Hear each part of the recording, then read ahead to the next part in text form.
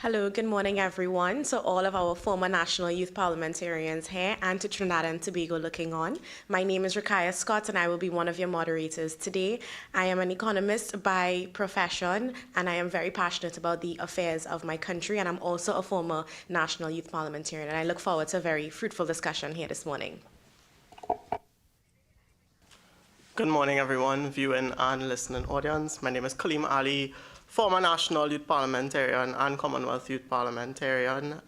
By profession, I am a human rights consultant with emphasis on youth, peace, and security, and I look forward to having some critical and objective conversation this morning on the budget.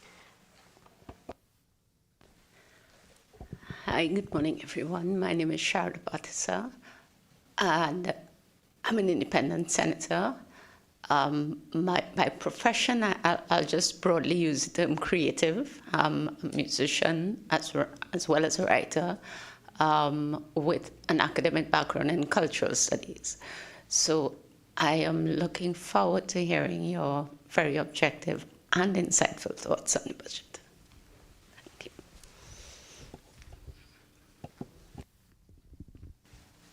Okay, so we're gonna get straight into the conversation. And we're joined by 26 young people who represent different youth groups, who are youth activists, who are secondary school students, a really diverse group of young people in the room with us this morning, and we want to hear from them. After all, the title of this morning's session is Youth Budget Talks. So we want to start by opening up the floor to get some initial reactions or initial comments to the budget that was read on Monday. So if anybody would like to share, feel free to just raise your hand and we will have a mic passed to you. Okay, so we have one person so far. Hi, good morning. My name is Alexandra. Coming off of the budget read on Monday, I think that there are some really good initiatives. I really enjoyed seeing more investment in the agriculture sector. I think it's a great move to diversify our economy, but I think that there were things missing that I would have loved to see.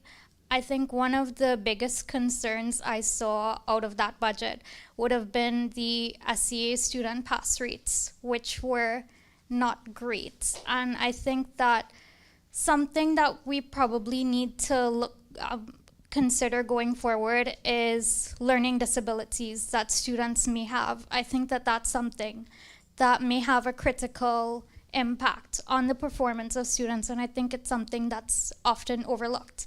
So those are just my initial thoughts. Thank you very much. Does anyone else want to take a stab at it?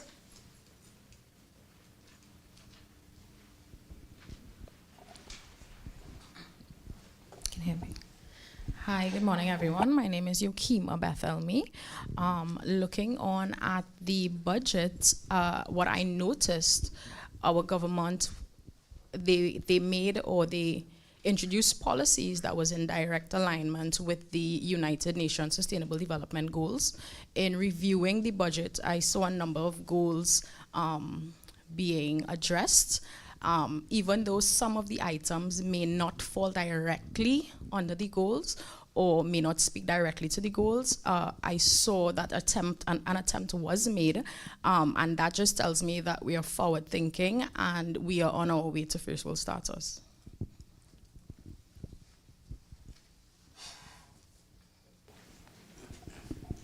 Good morning, everybody. My name is Anarian Mason, and I represent the Youth Advocacy Network for Trinidad and Tobago. With regards to the budget that was read on Monday, I must commend the Finance Minister because it brings back some sort of socio-economic equality amongst the citizens with the raise of the minimum wage and different grants, etc. However, this is like the 8th year we're in a financial deficit. Now, I know it might be controversial. However, we are the youths. So what is going to happen later down the line when we take office? What is going to happen when it is the government runs in a financial deficit that we now have to take loans? How is it going to be paid back? That's my only concern at this point in time. Good morning, everyone. My name is Adiola Peters. I am a manager at Mindwise. Some of the things that I thought noteworthy in the budget would have been the increase in the minimum wage and the focus on digitalization. I would like to see how that digitalization would be broken down going forward, because while we have made a lot of moves to digitize a lot of the resources, I have not seen a lot of maintenance of those sites. I have not seen a lot of usability focus. So I would like to see more youths getting involved in that, or the making space for the youths to be involved so that we can see that better representation of how those sites could actually help the public, as well as the vehicles for the defense forces. I don't think that money should be utilized there. I think in order to build the public confidence in the defense forces, it should be more on digital things that the persons can see, that the transparency and accountability of the TTPS and the defense forces. So those cameras that are on the bodies of the defense force, so that persons are more, those sources are more transparent, and the public can now have that accountability in the defense force. Thank you.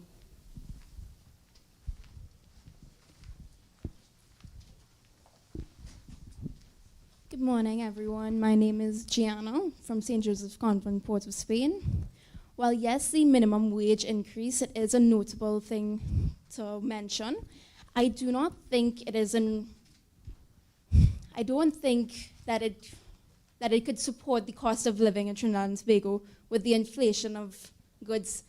What we really need to implement is a price ceiling to say that groceries cannot go over a certain price, and like necessities like breads, meats, because people simply cannot afford it. Moreover, I noticed that they decided to triple the number of the police force, that they're going to increase trainings and everything. However, I don't think that they should necessarily allocate money to the increase in the amount of people that they are, but they should make sure that the current workforce is working efficiently and productively.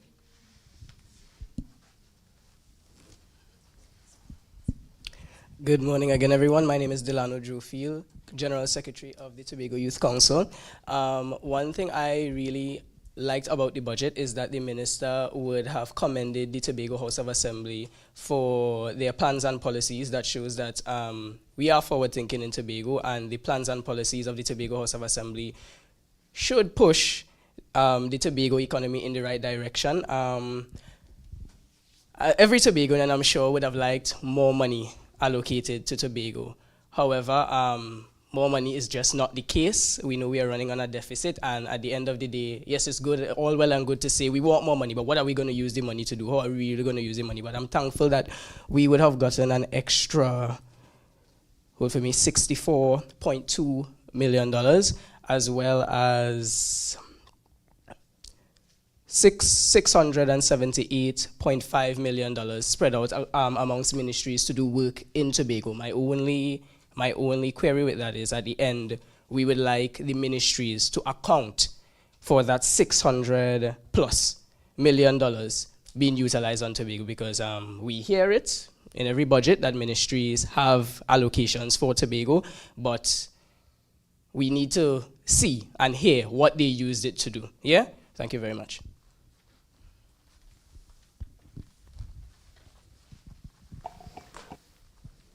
Good morning, everyone. I am Amaris Skeet, and something that I really appreciate coming out of this year's budget is the focus on agriculture, and in particular, the focus on agriculture and youth. Now, I also looked at the numerous programs which the government would have implemented for youths and the agricultural sector. And I do believe with them implementing these various programs, it is an effort to move away from the negative stigma of our history on agriculture.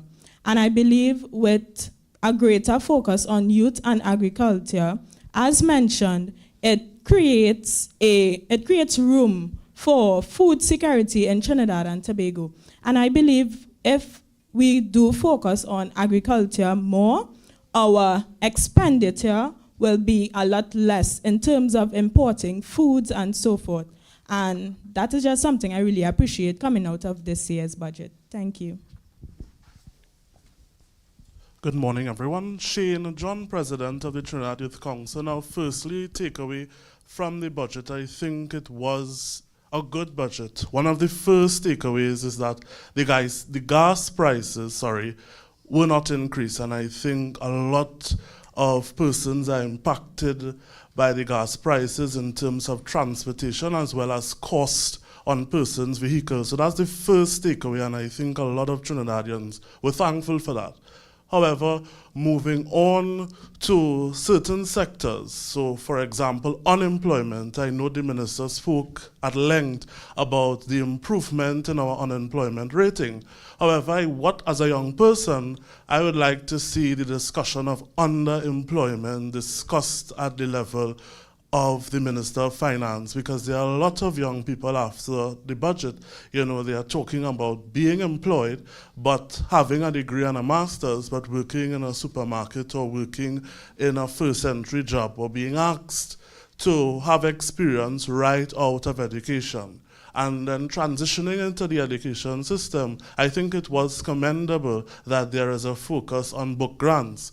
But in the government's quest for digitalization, I think there ought to be a discussion about moving away from physical books and rather young people and families being now transitioned into the use of technology for schooling. So I think it's a lot to take away from the budget, but it is a work in progress, and I think there are a lot of steps that has been taken, but we are on a journey, and I think it's something that we have to continue discussing. And I'll close by saying I look forward to hearing what the Minister of Education as well as the Minister of Youth has in store for this fiscal year, because it's important to hear their contributions and where they want to see our various sectors going. Thank you.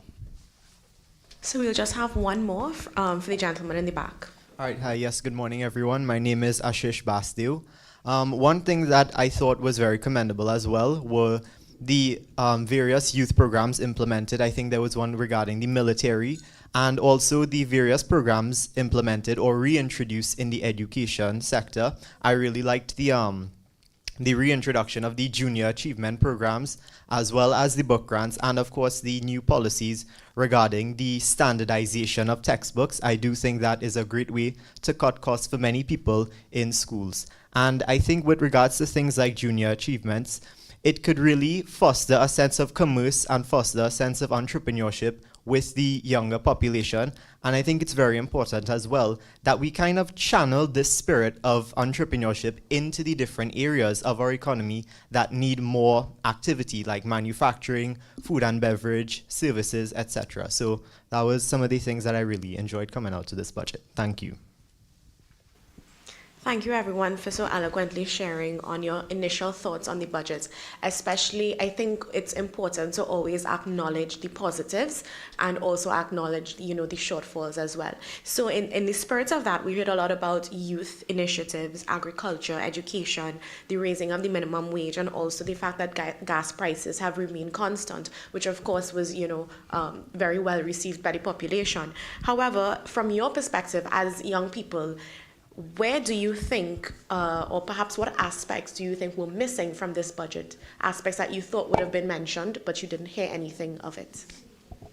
And please remember to state the organization that you're representing when you're speaking, just so that our viewers can understand really and truly where our young people are from and where they're representing.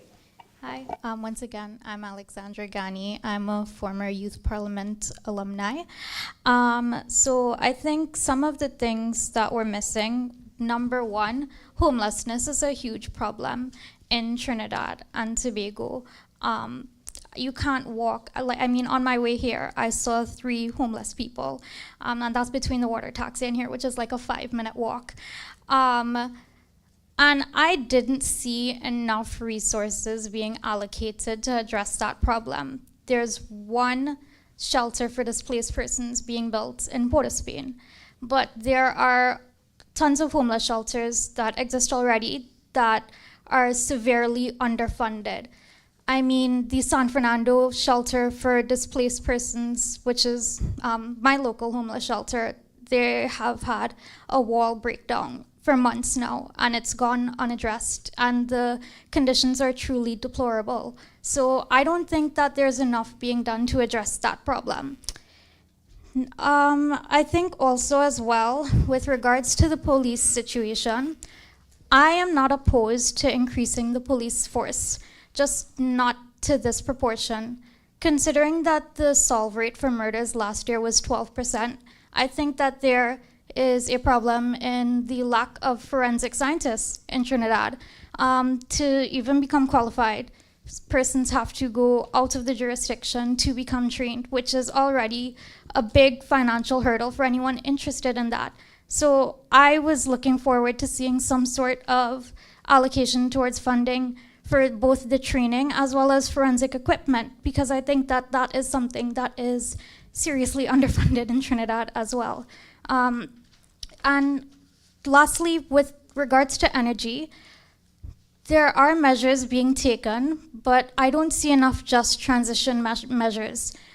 Training for persons in clean energy is something that is very much needed. It's good to install solar panels and use clean energy in a couple of buildings, but that's not as quick a rate as we need it. We are in a climate crisis, and I don't think that the resources allocated for that have been sufficient to meet the consequences that we're meeting right now. Good morning, everyone. I am Chris Hussein, a former national and regional youth parliamentarian. I want to first thank the Parliament for putting this session together. I think it's very important to have young persons involved, especially in something like a national budget, because it tends to get a bit, technical, and I like that we're able to have a voice here. Now, for me, when I looked at the budget, and I want to commend the minister on certain things, and I would critique certain things as I go along, but we have to acknowledge that we are coming out of a pandemic and we're still recovering from that. So I know that, yes, we are ambitious and we want the best for the country. And we want that, but that's a reality. It's a harsh reality. Sorry about that. So as it pertains to the budget, I had to strike a balance between my optimism and what was realistic. So I commend the minister. He spoke about successful bid rounds, and that's a good place to be in to get to as the young people say, we get through with certain negotiations so far. So that's good. But I have to question the reality of it. For example, the Manatee project. That particular project, we are still missing an environmental license.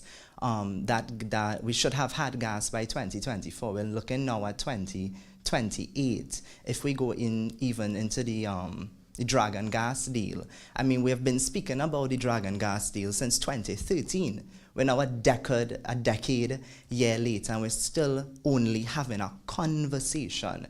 And as it pertains to the contractual agreements, I mean, we can speak about the taxation regime between Venezuela and Trinidad. So there are details there that we do not know as yet.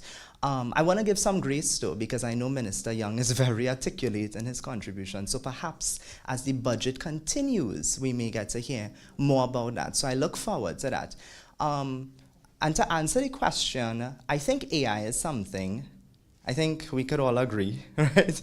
AI is here to stay, and coming out of the COVID pandemic, I think we learned very well that technology is needed, and it is advancing very quickly, and so is the AI.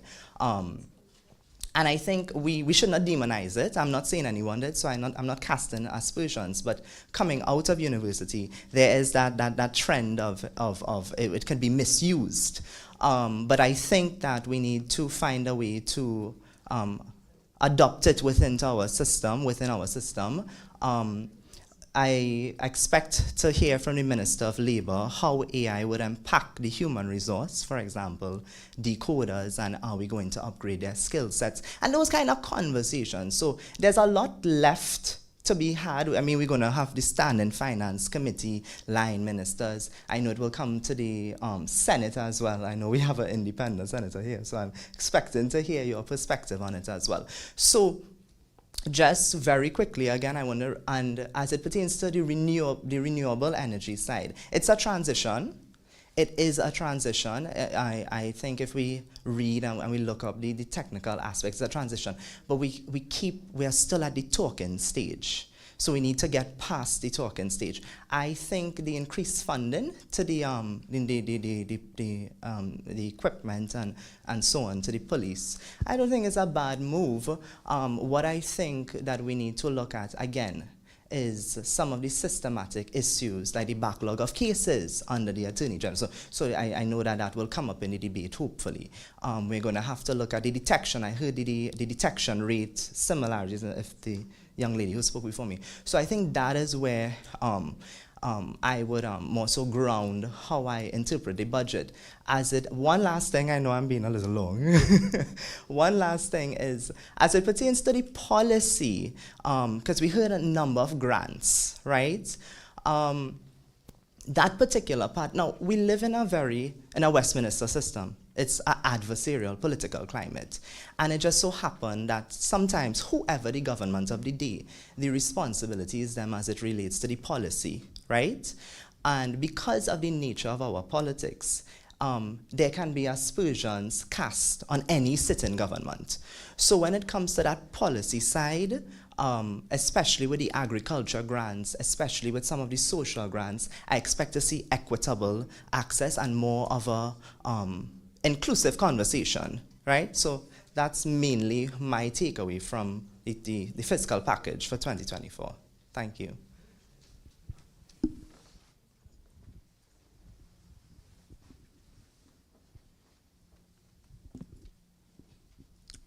Good morning, everyone, once again. I am Amaris Skeet, and I am a youth parliamentarian alumni.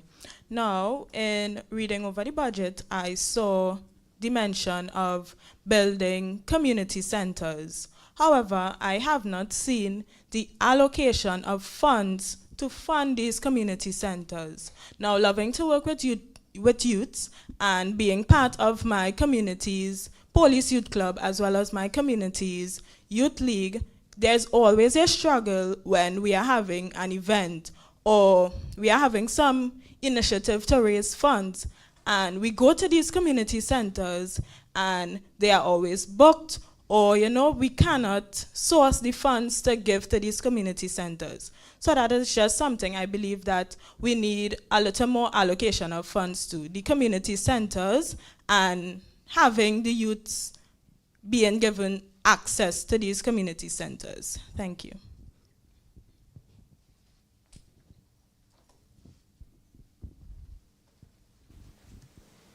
Right, so we want to thank the young people that have shared so far. If you're listening on with us, you're listening live on the Parliament channel, on Parview, on Radio 105.5 FM. This morning we're having a conversation with 26 young people from across Trinidad and Tobago to discuss the budget, their perspective, their take, their wish list, essentially, of what they hoped to see, what they saw, and what their reactions were to that. So coming out of the conversation so far, we're hearing a lot of talk about energy transition. We're hearing conversations surrounding addressing the issue that we have in Trinidad and Tobago regarding socially displaced persons. We've heard about learning how to leverage and manipulate artificial intelligence as a means to diversify our economy, to strengthen our labor force, and to propel Trinidad and Tobago into the future. Very, very insightful comments from the young people in the room thus far.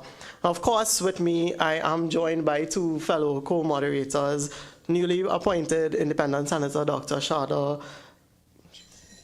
Patasar, my apologies, and Rakaya Scott. And I know we have a panel of young people in the room, but I also want to hear their initial reaction to what the budget was, so that they could also have their views shared. I will say that my initial reaction to the budget is that there are a lot of positives and there are a lot of negatives, like everything in life. I would say that the budget this year was very measured. I honestly was expecting that the second to last budget would have had a lot more, but I think it was measured. And sometimes, being measured is a good thing in terms of sustainability, in terms of being realistic and utilizing what you have. But at the same time, my own question is, are we sacrificing progress in that process? So I just want to hear from my co-moderators. I'll start with Rukaya to share her insights, and then our independent Senator, Dr. Patterson. Thank you very much, Kaleem, and good morning again to everyone. So for me, as everyone would have mentioned, who would have spoken so far, it's a balance. You have the good and you have the not so good. However, I believe and I have come to realize that the budget speech in itself is more of it's a presentation to the nation, but it's political in nature.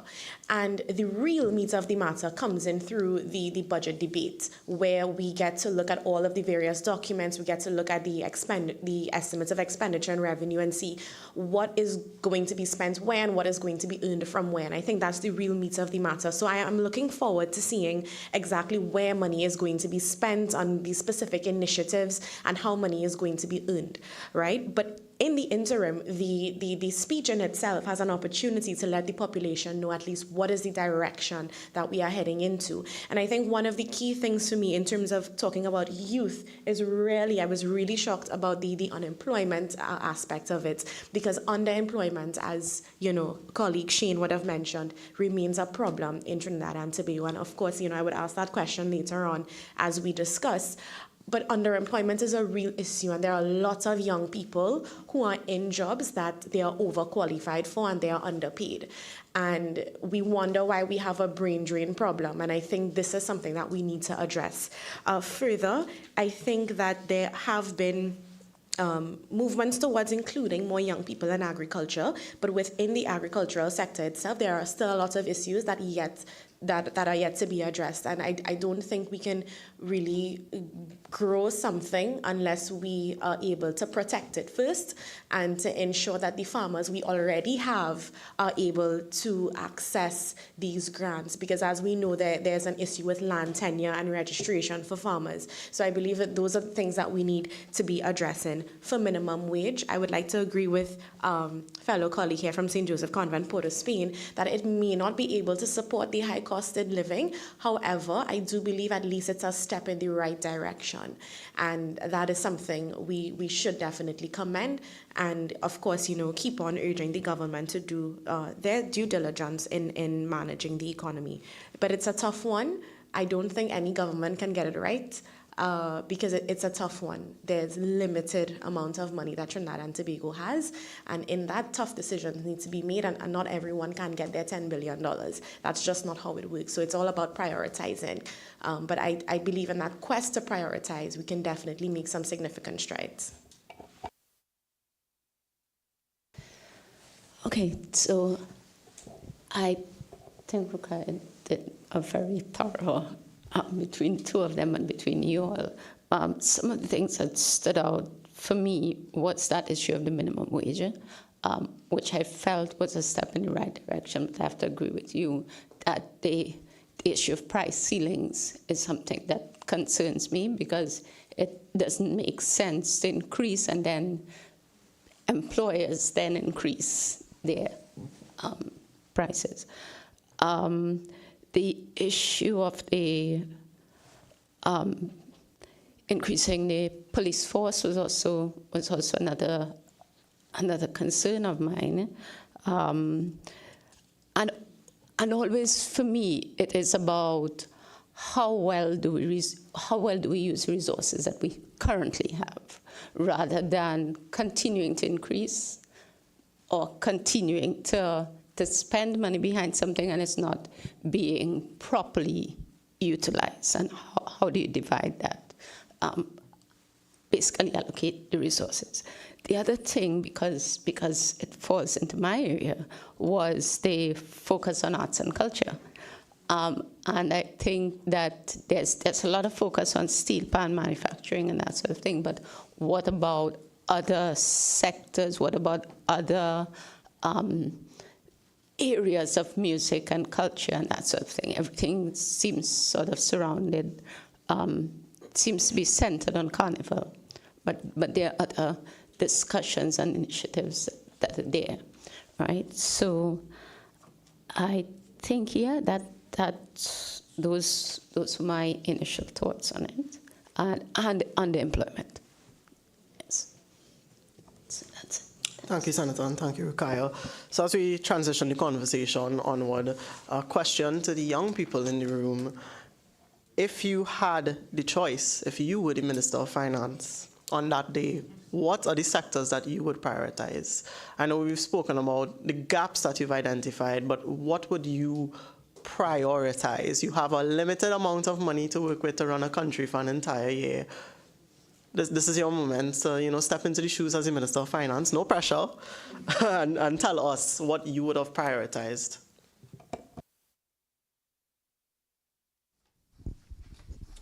Thank you, Kaleem, for your question. Good morning again. And, it's a big bite in terms of all the various sectors, but I want to join with the independent senator, and she spoke proudly of culture. And in a different place, I wear a different hat, literally, in Parang, and Christmas is coming.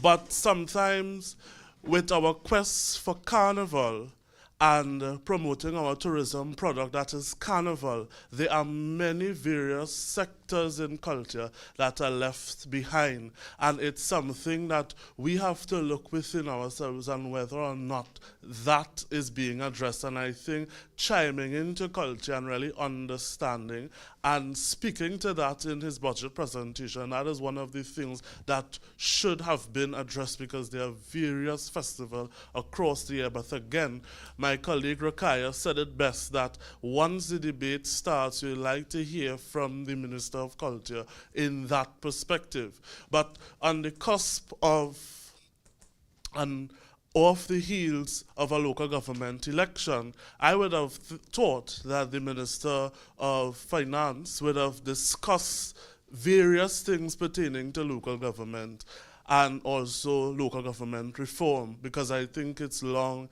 in waiting. So I think discussing how the transition of property tax will be handled and discussing the bill in itself, I think that could have been included. And if I was given the opportunity to be the Minister of Finance, that is something that I would have examined, as well as he touched on it in terms of the implementation come 2024 in terms of property taxes. But I think the discussion should have gone a bit further in terms of how will that impact us, the working citizens and those who are paying rent, because once property tax is implemented come next year, there is that wavering discussion, as one of my colleagues and young persons said, if there should be price ceilings for rental agreements, and what will that look like come 2024, and in terms of if rent will be skyrocketed, and will that $3 or 17%, as the minister spoke about, in terms of the minimum wage, or 900, as he put it into a particular circumstance, will be consumed by the raise in rent because of property tax? And that is a major thing that I think should have been discussed in the budget. Thank you. Good morning, everyone. I'm Darian Mitchell from the Tobago Youth Council. I would agree with my colleague here. But the only thing I would add to what he is saying is I would have placed more emphasis on the energy sector, because in Tobago, we don't even have anywhere that vehicles with CNG can receive CNG. The only place that has CNG in Tobago right now is actually within Cove, and that's for PTSC buses. Right, so if you have a vehicle with CNG and you come to Tobago, you cannot refuel with CNG, and that's a big disadvantage for us because CNG is cleaner and it is also cheaper. I would also be working towards establishing more clean energy throughout the island itself as well, the two islands actually, wind turbines, because we have areas that can facilitate things like that. But as my colleague rightfully said, we are in the talking stage, but we need to start seeing plans being put in place and showing feasibility of how it can be implemented and by when it can be implemented. I work in disaster management, And one of the things we notice in Tobago is that a lot of the fire service, they don't have fire tenders or proper apparatus to fight fires. Some of them don't have enough oxygen masks, so sometimes they have to risk themselves when responding to a fire. So these are things I wanted to see more emphasis placed on. And finally, emergency relief. We realize that there are grants for emergency relief, but how soon can persons access these funds, as well as in terms of coastal resilience? How soon will they start building walls on coastlines that are continuously eroding? Because we're seeing sea level rises taking place. But if we have to wait 3-4 years for a fund to be released, then by that time, a whole community could be washed away, a whole community may have to migrate, and all of these things. So the fact that the fund is there is one thing, but the accessibility and how soon we can begin works on these projects is what we really need to focus on. Because as we say, money is not really the issue, but it's when we can access it and when we'll be able to do something about the problems that we are currently facing in Trinidad and Tobago.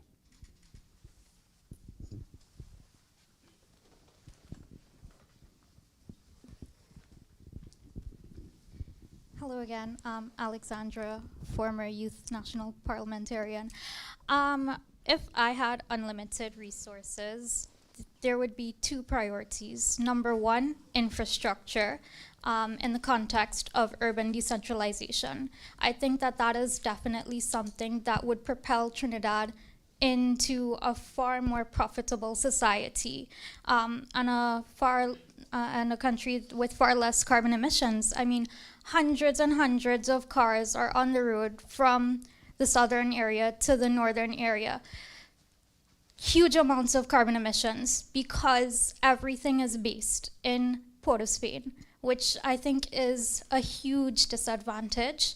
And you also have to consider the lack of opportunities that arises as a consequence for that, for persons who live in more rural areas where they don't necessarily have access to public transportation because they're not living near the more urban areas of South. So urban decentralization, definitely, I think it would also entice young persons to work in agriculture, because to work in agriculture, it's usually in the more rural areas, and you can offer as much training as you want to younger people.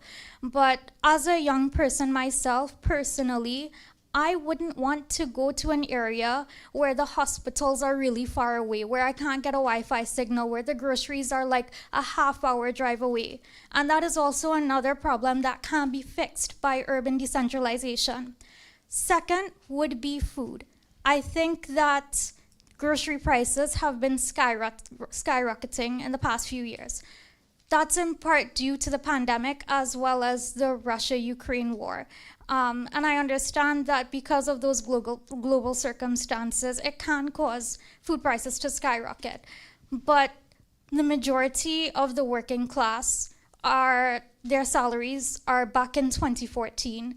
And it's not increasing because, like they would have said earlier, underemployment is a huge thing. People are not making the money that their qualifications should be getting them. They are struggling to afford groceries, even on quote-unquote high salaries, because it's just the prices are climbing and climbing, and their salaries remain the same.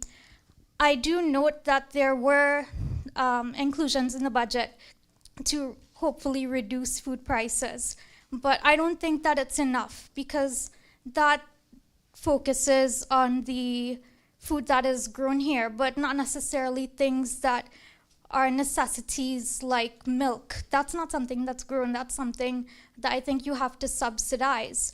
I mean, 3 years ago it was $11. Today it's almost $20. So I think that that is something that I would prioritize, just because of the vast majority of the population is affected by everyday things, by this, because it's an everyday problem. Okay, thank you very much. So far on our budget wish list, we have young people, and we even have members of our own moderating panel talking about learning how to leverage culture and understanding the orange economy as a means of diversification. We've heard conversations surrounding local government reform and wanting a deeper insight or deeper understanding into where that money is going to be utilized and how local government reform is actually going to be actualized. We heard conversations about property tax and rent, and perhaps a need for the government or parliament to revisit the idea of rent restriction legislation being implemented in Trinidad and Tobago. We've heard about the need for Tobago as a part of Trinidad and Tobago to be on par with Trinidad when it comes to accessing CNG, clean energy, and ensuring that that gap, even existing gaps, are addressed before we try to implement anything new. We've heard of emergency relief grants, developing coastal resilience, and very importantly, urban decentralization to alleviate traffic, to help with developing other areas and ensuring that not everyone has to congregate within one area to access any government or essential service. Very, very critical conversations coming from our young people. Now, interestingly, with us in the room this morning, we have the pleasure of being joined by some sixth form students from schools within Trinidad and Tobago. And I want to give them the opportunity to contribute specifically on the area of education. Now, education, year after year, always gets a very huge allocation from the government. And we want to hear from sixth formers, people who are within the school system, what do you think that money needs to be spent on? And what do you think needs to be addressed within the existing school system? So we open the floor to our sixth formers.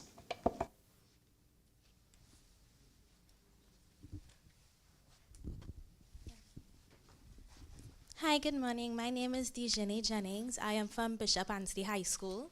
When I was doing some research, it is evident that education does get the largest slice of the pie, which is over $8 billion. But as pointed this morning, somebody addressed the essay, passes and stuff like that. And I think that that's very, very important.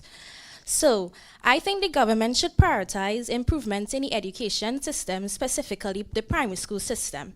Data from SCA examinations from 2010 present even before reveals a consistent percentage of students who do not pass the exams. This may be an underlying issue and may not be fault of the student, but the education system. I believe that every child is different and their learning capabilities will be different as well. Academics may not apply to every child, and I think that we should look at other skills that they may have. So they may not be academically gifted, but they may be talented in skills like mechanics and engineering. I think from even like levels such as Standard 3, we should start looking at these skills that they may have and start to nurture them. I think that all of them should not have to sit SCA exams, especially if they do not feel comfortable to. These things can cause mental drains in them and dim their confidence, which we don't want to do. So I think that we should implement small systems in school to find out children like what they're interested in, and then we could find these skills and start to foster them and nurture them. So by the time of Standard 5, they can go into trades and vocational schools and start to foster these skills more. That by the time that they are adults, they would be skillfully nurtured in these skills as well. I think doing this will decrease crime because a lot of secondary schools tend to have a lot of dropouts, and these are by children who cannot cope mentally with academics.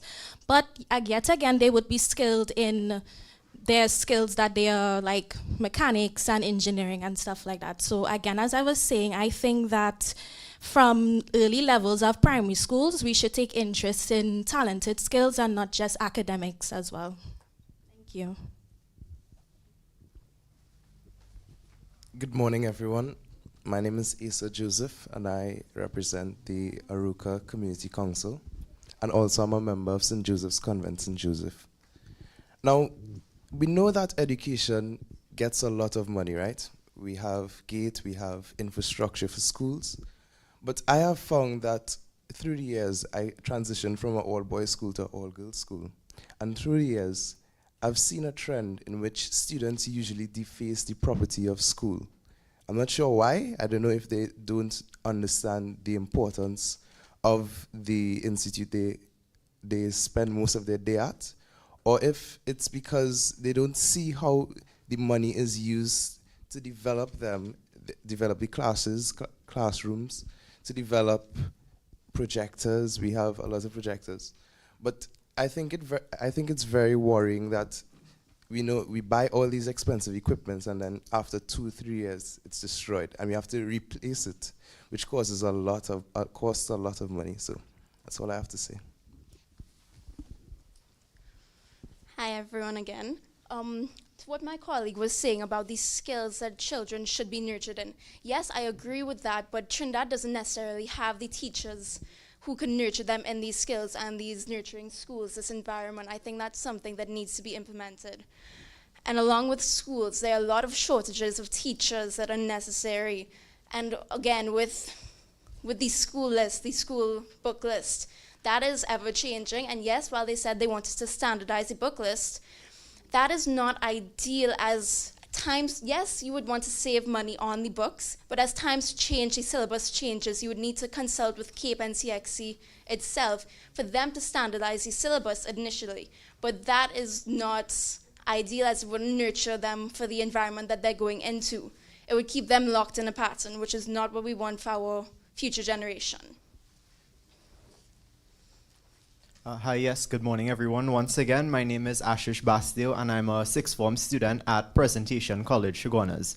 Now, I think one of the things about education is not that we don't have enough programs, but I've noticed that over the years, a lot of programs, where they fall short itself is with the efficiency and the actual administration of the program. I know in the past there used to be, well, when I was in primary school, there used to be textbooks provided to students free of charge by the government. But I think, of course, there was the issues with, students not retaining the textbooks being defaced. So I think if we really focus on the efficiency and the administration of all these incentives that we want to give to children in the education sector, I think that would really benefit them. Additionally, with the issues regarding subject areas outside of traditional academic studies like TechVoc programs, I think like many industries within the creative arts sector need to really work with students. For example, you have areas like film, music, fashion, etc. I think if these people implement programs to really get students straight out of schools and channel them into these areas, it could really help develop our culture and our creative arts sector. So yeah.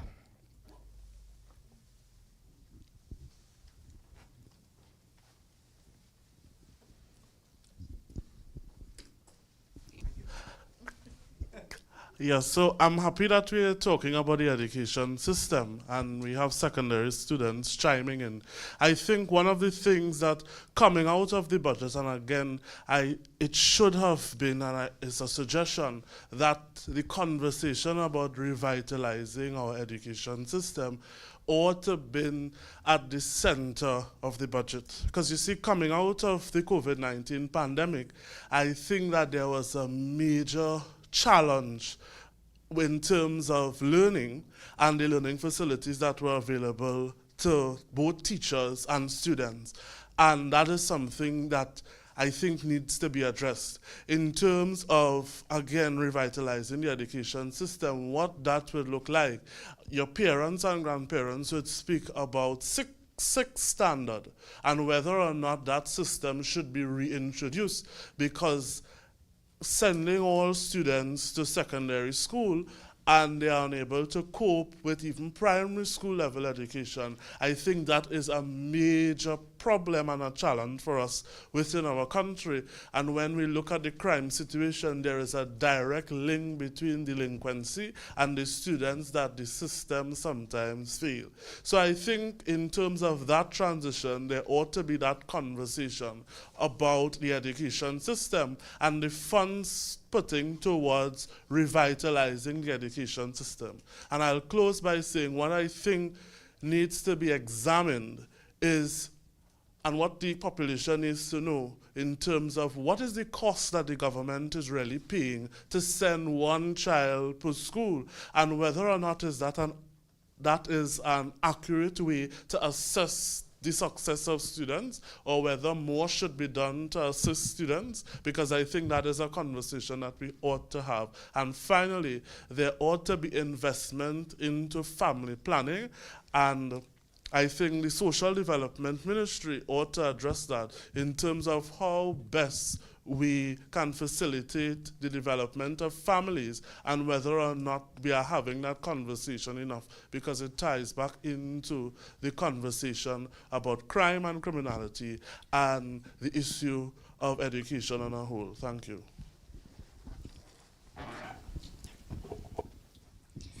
Hello, good morning, everyone. My name is Rasida Ramkalawan, and I represent Mindwise Project. I am not a sixth form student, however, I was once. So, as a young youth, and you can tell by this little chubby face, we have a major problem in the education districts. First and foremost, I appreciated for the budget that they wanted to focus on our national security. However, why do we still place so much burden on our teachers? Our teachers are the ones at the forefront of our young youth, our primary school children, our secondary school children. They are the ones who have to guide them. They have to nurture them, as our sixth form student here from St. Joseph's Convent would have mentioned, right? That isn't fair to them. It is not part of their job description. And to be quite honest, they are underqualified when it comes to that. Do they have certification in giving guidance, career advice? Do they have certification in actually being able to diagnose them and say they have a learning disability, they have autism? No, they don't. So why is it that we don't have more guidance counselors in our district education offices? Because these are where the guidance counselors are coming from, right? And most people don't know this, but you have a guidance counselor or a social worker from these district offices, and they have to take rotations among 10 to 12 schools, right? And you don't see them maybe for the next 3 to 4 weeks, sometimes 2 months, depending on which school needs them more. And it isn't fair to them. You need them there to help them with nurturing, to help them with career advice. The teachers can't do it alone. So why is it we are putting more guidance counselors in our district offices to assist with this, more social workers? It is unfair. We have too much red tape in the system where the teachers have to go to the principal and tell the principal, you know, we have a student here, we need your help. And then what do? We wait 3 to 4 months and see if anybody is following up with the progress. It is unfair, it isn't right, and we need more work being done in that sector. Thank you.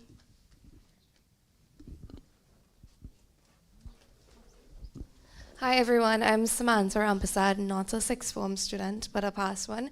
I just want to add this in very quickly because you all have done a great job. As we talk about education, I want to see proper implementation of HFLE in schools that's going to help with our teenage pregnancy rates.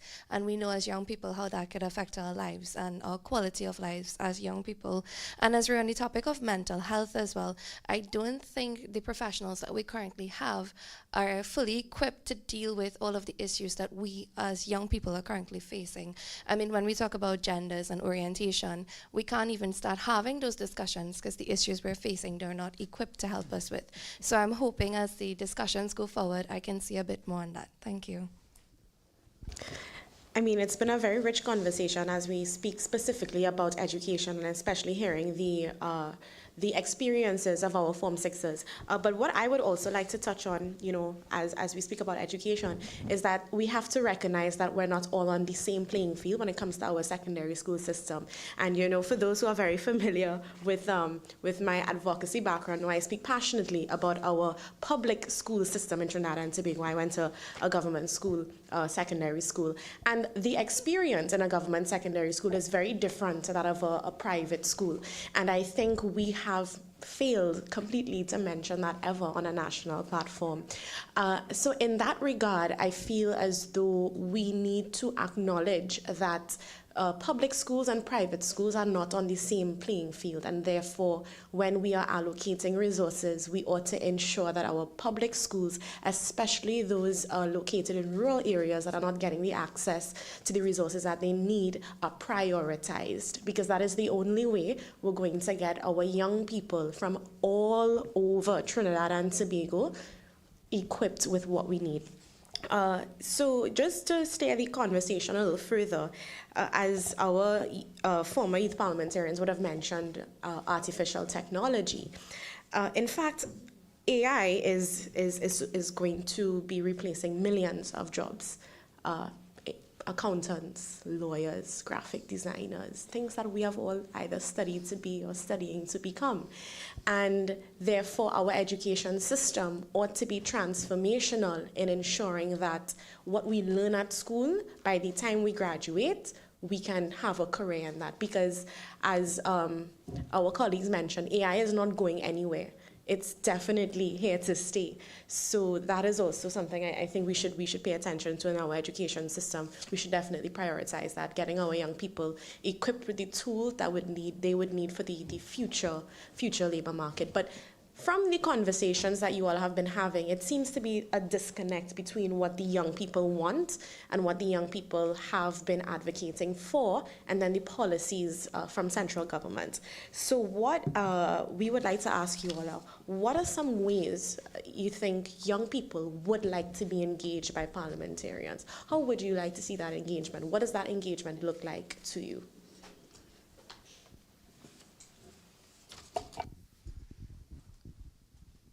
Okay, good morning, everyone. Once again, Darian Mitchell, President of the Tobago Youth Council. From what I was seeing, and I was asking my colleague as well, how much consultation is there before the budget? Because we are discussing all of these great ideas and initiatives after the fact, where not much can be done at this point in time. But why not discuss these things before the budget so you can steer or at least assist the ministers in making their decisions, because they are hearing directly from the persons on the ground who are immediately affected by the decisions they make off of the budget. I know MYDNS, they do consult with us, the Tobago Youth Council and the Trinidad Youth Council a lot as it comes to developing policies, etc. So kudos to them on that. But as it relates to the budget, I think there should be much more consultation, as well as from much more of the institutions and the ministries as well, in terms of engaging young persons, because we always say, youths are the future. We are the leaders of tomorrow, but tomorrow is today, and that time for engagement is now.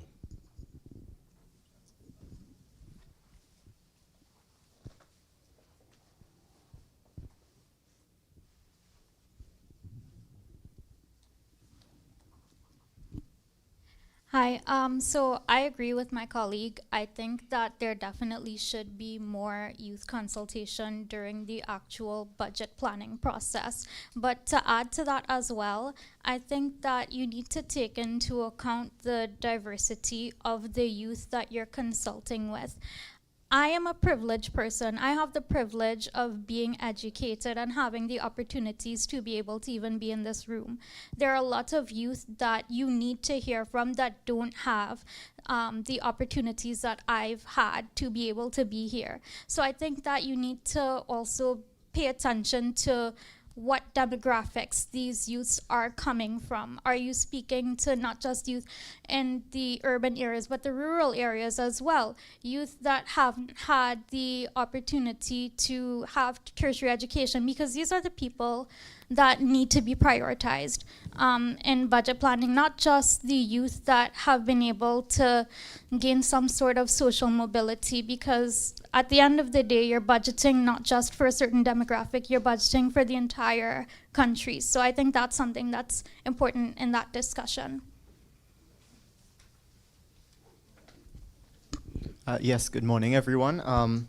One of the ways in which I think the youth can be more involved with the budget planning process is through local government. And I think local government, mayors, councillors, these types of people, having active discussions with the youth to really hear their concerns and allow their concerns to be, implemented in the various programs and policies that we implement. And another way, I know this might be a bit of a bold take, but I think religious organizations as well, they do represent the interests of youths in a lot of ways. I know me personally and a few other people in this room, we attend religious denominational schools. So I think these religious bodies, they represent the interests of youths in education, with regards to community, with regards to, all the various festivals. So I think hearing the voices of the youth through the local government, as well as through religious organizations, and even just directly, is a great way in which we can take the interests of youth into the budget process itself. Thank you. Yes, so I am listening very attentively, and I wanted to springboard off of a comment that was made, but now, the conversation has gotten so far. I think successive governments have all tried and attempted in as it pertains to the education system and TechFoc, they have tried. If we look at the estimates and we look at education and training, and you go into the recurrent expenditure, it's a very tedious process, but the Parliament told us about those books. I know that we could not go through all realistically in this short period of time. I think, for me, where the issue may be is the policy is there, but are we testing to see if the policy is effective? So this is where data is important to drive policy, because we can't just dream up anything anywhere and say that go walk, right? It wouldn't work that way. So budget after budget, we have heard about the National Statistical Institute. And I think we heard about it again, and we're still, again, discussing that. And I hope that perhaps now in this year, that we could see a little bit more out of that, because we need data to drive the policy to ensure that it is effective, it is working. If it is not working, how do we amend it? How do we move forward? So I don't think it is an absence of TechFoc. It is there. Is it effective? Is the policy working? Because the Ministry of Youth Development, they have done a number of things. If we're being honest, they have done a number. But the question is, how are we monitoring the policy? And I think that is where I want to add that to this particular part of the discussion. Thank you. All right. I want to thank all our contributors so far. We're just approximately 1 hour into our conversation. We have an hour left. You're with us live on the Parliament channel, on Parview, on Radio 105.5 FM, where we're having an open and critical conversation with young people from Trinidad and Tobago on the budget. Expectations, reality, hopes and aspirations. So as we continue in our conversation, we've been engaging with young people this morning so far about what they would do if they were the Minister of Finance, what areas would they prioritize, what were their expectations for the budget this year, and how were their expectations met or not met, what they want to see moving forward, not just in the national budget, but in the process of budgeting as well. And that's where we're at in the conversation right now, the process of budgeting. Before we move back to hear from our young people, something that really came out from the room just now was that we need to do a better job at equitable budgeting or having grassroots budgeting. And what that means is, so for persons who may not be aware, the budgeting process is a very lengthy process. It's not that one day where the Minister of Finance comes and speaks. The budgeting process starts in May and ends in September, and that's where we do line items, that's where we do projections, that's where we do appropriations, revenue, all of that. It's a very lengthy process, and oftentimes that process is carried out by government officials and technocrats, but are those people actually on the fringes of society? Are those people going to be impacted the most by the decisions that are made?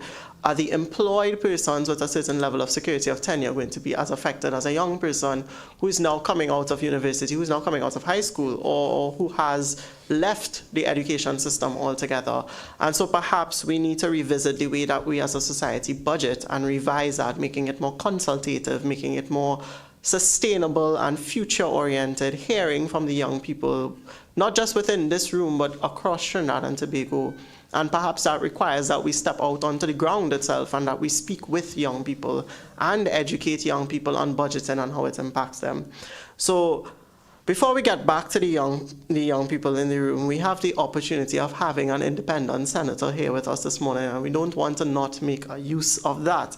So I want to ask Dr. Pasisa how she, as a member of Parliament, what she thinks parliamentarians can do to engage more with young people beyond just these Red House walls.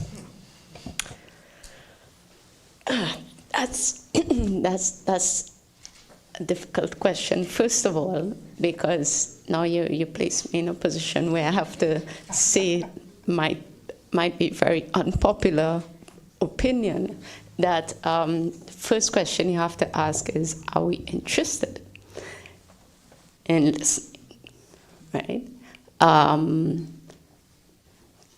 So I think that's the critical question. And then the second thing is what you mentioned about engaging across the demographics, the entire society, right? Because as you rightly said, a lot of times it's usually privileged people who get to say and speak for everybody else. And personally, I don't buy into that. I think also that we have a very serious issue of mentorship in this country. And my personal work tends to be within the communities. So I feel that this engagement has to happen at the level of communities, possibly through advocacy groups, who can relate and therefore can take you with them. But it's a question that needs to be fleshed out, because it's not an easy solution, because there are a lot of times that ministries call for consultations and people don't turn up. So it's that's the other thing, right? How many people, when we say we have a consultation, how many people really are there, and whose are the voices that are being heard, right? So I think that there has to be a way to get people interested in these discussions, because our society tends to be a bit apathetic to these issues. So question is, how do we develop that interest in these issues? Yeah, I think that's good. Come on. Thank you, Senator. And to young people in the room and to the young people listening and tuning on, I also want to challenge you as young people that parliamentary engagement is not just about parliamentarians engaging with you. It's about you engaging with parliamentarians. And how do you do that? You utilize your joint select committees and you make submissions to your joint select committees. I know a lot of young people, myself included, often have a lot of things to say about decisions that are being made in Trinidad and Tobago by the government, things that Parliament is doing or not doing. But then, and we will express that vociferously on social media, but then when the Joint Select Committees of Parliament are asking for submissions, do we then translate that outrage from social media into submissions to Parliament? That is one of the ways that we as young people can make a tangible difference, by making submissions to our parliamentarians, to our joint select committees. So I encourage all of you to keep up with the Parliament's social media presence, look out for calls and make submissions to joint select committees. And let's also not forget that we have our National Youth Parliament, which is also an initiative of the Parliament to engage young people, to debate critical issues, not just from a youth perspective, but you would realize that our youth parliamentarians debate like real members of Parliament, and they don't address things from a youth perspective, they address it from a societal perspective. So be sure to tune in, contribute, take part in those initiatives, and engage with your Parliament. It's not just about them engaging with you. All right, so I'm going to pass you over to Rukaya now to steer the conversation further a little bit. So Rukaya. Thank you very much, Kaleem. So as we speak eloquently and passionately about parliamentarians engaging young people and young people engaging parliamentarians, I think we have to acknowledge the reality that perhaps not a lot of us are interested in politics. You know, I mean, I know I can speak on behalf of myself. Yes, I'm passionate about economics. I'm passionate about my country. But there comes a time where I feel so hopeless that I feel to give up. And I'm pretty sure this is not a feeling that is just unique to myself alone. So, and I'm a person, and we all are people who have a vested interest in politics. So what about our young people who don't have an interest in it, and possibly not even an interest, but just don't care? And I feel as though when you speak to young people, a recurring feeling is that because they don't care about us, so why should I care? And regardless of what raise, what decrease, I still have to get up in the morning, eat breakfast, go to school, go to work, and do the things that I have to do. So the question that I want to ask we're all young people here. We spoke about privilege. We spoke about those of us who are here in this room and have acknowledged that privilege. But what do you think we can do besides consultations? Because we all know how consultations work in this country. What can we do to get the young people who are not interested and who do not care to really put a concerted effort into caring and voicing their opinions and attending consultations and going to rallies and submitting suggestions to joint select committees? What can we do to really get not just us in this room, the 26 of us, but for all of the young people in Trinidad and Tobago to get on board with this mission. So I would like to hear from you all. And of course, it would be wonderful if we can hear from some of you all that we didn't hear for the morning as yet. That would be great. Good morning, everyone. I am Shanta Sipasad, a former youth parliamentarian.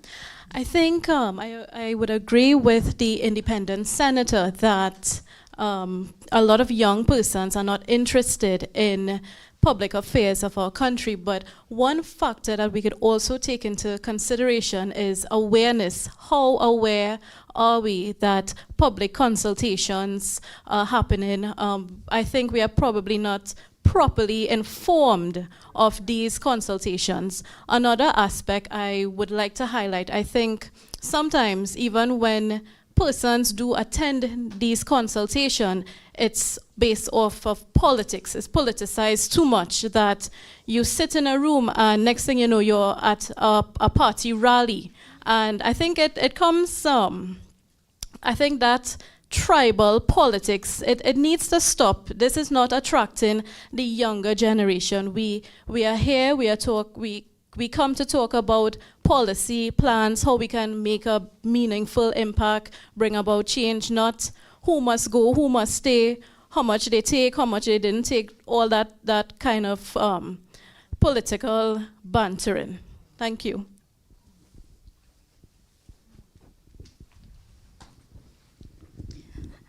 I think one way we can get the youth involved, Reseda Ramclown again from Mindwise Project. One way we can get them involved is representation. Too many times, and I will use the Ministry of Health as an example, we are classified under the umbrella term of special needs or or just NCDs in general. I don't want to hear that. I don't want to hear I'm classified under NCD. What do you mean by NCDs, right? I want to hear about the suicide rates. We have lost 821 lives, Trinidadian and Tobagonian lives, to suicide from 2016 to this year in 2023, right? I don't want to hear other.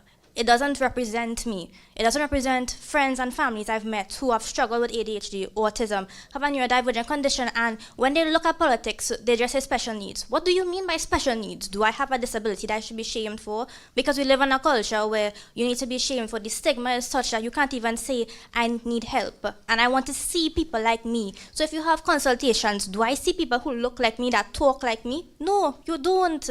So that's why they would not come out, they would not want to represent, they would want to support. We need more representation. Have a category from each youth, who you want to represent. If they're from LGBT, if they're from suicide prevention, anything like that, we need more of. Thank you. Hi everyone, I'm Serena Bozal. I'm a alumni for the Youth Parliament.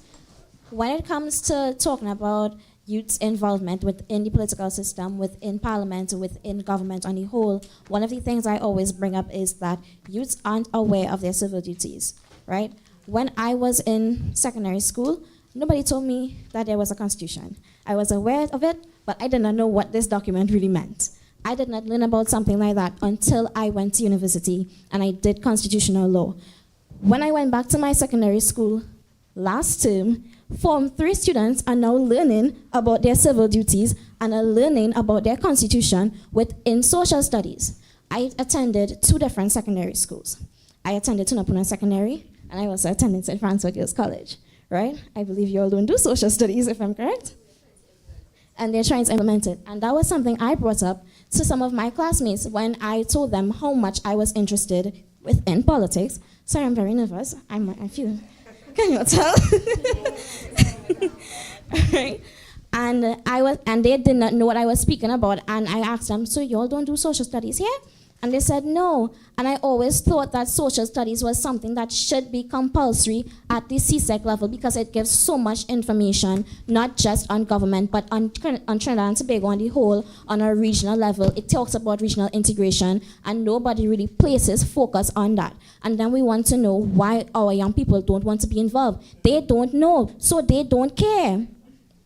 Right? And then when we go into things such as youth parliament, I learned so much when I was in youth parliament. Youth parliament opened up many opportunities for me. These are things you have to do as well. You have to show that there are opportunities within parliament, within government, that does not just mean sitting in the chamber and debating and quarreling. That's what it looks like. That's the vision they see. That's what they all see. That's why we have such a bad interpretation of government and of politics. When you're a political science major and you sit in a lecture and you listen to what your lecturers are saying and things that discussions that are taking place and forms of government, and then you come and you look at the Parliament channel and you're seeing something else and you're like, but what is this? This isn't the same thing. So all of that needs to be changed. There needs to be a total reconstruct of the image of what we have of politics.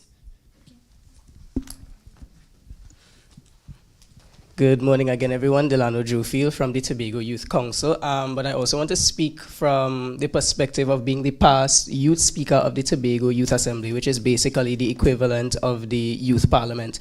And I would like to agree with the Honorable Senator when she said the question is really who wants to know. And I remember you brought up being privileged. But the reality is, as much as we would try to market maybe town hall meetings or for persons to come to consultations, the reality is there are a certain amount of certain demographic that definitely will not come. And two things that I think would help to have the voice of the youth heard or have us incorporated in that consultation and have the basically have our voices heard is restructuring and utilization. When I say that, what do I mean? Restructuring the youth parliament to basically what the Tobago Youth Assembly is. What the Tobago Youth Assembly is, we had a tenure. So we were elected by young people.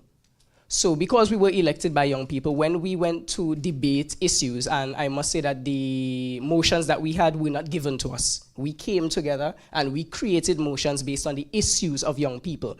And because we were elected by the young people of Tobago, we felt the need to go out in the communities and hear what their concerns were. So the general maybe young person on the block, because the reality is there are persons around our age on the block as well. We would go around because they voted for us. They came out, we went, and we didn't campaign under party politics. So that's something that we said that we were not going. We didn't come with any, everybody come together as a party or anything. We campaigned individually. So we went out and we felt the need to really stay on the ground and hear from the persons we were elected to serve. And because of that, I felt like most of the Tobago youth, their voices were heard. So restructuring the Trinidad Parliament to kind of fit restructuring the Trinidad Parliament to kind of fit that scale in a sense, and also utilization of whatever came out from the debates. So what motions were debated, whatever resolutions we came out from, because I'm not sure that a lot of the resolutions were actually taken into consideration. I'm speaking from the Tobago Youth Council, from the Tobago Youth Assembly. And I'm not sure that a lot of the resolutions that we came up with were actually taken back to Parliament or by the persons who were charged with legislation and those kind of stuff. So restructuring and utilization. Okay. Okay, we have one more contribution. Good day again, everyone. Adiola Peters. And just to add to the conversation, and I agree with all the colleagues that I think the main issue is persons are not the interest of persons. Persons would be interested if they knew how it benefited them to be interested. So it's a matter of educating the public on the policies so they don't think that, well, that policy is not going to affect me, because it is, and understanding how those things are going to affect them. And you'll say that there are consultations, there are a lot of open consultations, but what avenues are we using to advertise these consultations? Are the youth even on those avenues? Are you using the newspaper? They're not reading that. So, just to be honest. So if you're using the newspaper, they're not following that. If you're using only your social media and not running ads, they're not seeing that. So to utilize the avenues that the youth are interested in, TikTok and Instagram and those things, to get that information to them so they can understand, okay, this is how this policy is going to affect me, and this is how I can be heard on my opinion of this policy, then we can get the youth interested. Because the youth would be interested, because youth are interested in all kinds of random things. But when they don't think that this is going to benefit them in any way, they don't care. That's my contribution. Good morning, everyone. My name is Ariana Biri, and I'm the head of Human Rights Department at the Trinidad and Tobago Youth Advocacy Network. So what I firstly think is important is to really identify the root of youth interest in politics. And in reality, a lot of youths are not interested in politics because it's either they don't know or they just don't care to be interested. And when they are given that opportunity to be involved in politics, it's more tokenistic. When youths have that seat at the table, it's normally their voice is silenced or their ideologies conform to what is being said in general. So I would say something to really gauge their interest and enhance that on a high level is to really target what they are passionate about. For example, the Human Rights Department of the Trinidad and Tobago Youth Advocacy Network have noticed this among the general youth diaspora in Trinidad and Tobago. So we would have launched an innovative solutions research and development project. This project would have been to get youths to identify a gap in society and identify their passion and propose an initiative to fix this problem they're passionate about. And when we target their passions and their interests, we also aid in the development of the country and get them involved in this way. Thank you. Thank you very much to all the young people who've given their interventions on the conversation that we're having so far. And so we have the honor of a question to the young people in the room from our independent senator. I think that question was just touched on a bit. I was wondering, the question was really, is it just about having your voice heard, or is it also that you are is about the results of having your voice heard? So, and yeah, go ahead. Okay, so immediately some hands went up. So It's not just about having our voice heard. Yes, we want to be heard because at the end of the day, it's always said that we're the future and that it's going to be our time to lead eventually, right? But at the same time, it's about results as well, because we are looking, everyone here, I believe, has been looking in and has been watching what has been taking place. We're involved, we participate, we come out, we vote. I know I vote, I hope you all vote, right? Right? And we don't see the progress, we don't see results. I think, as Asha said, there's too much conversation happening.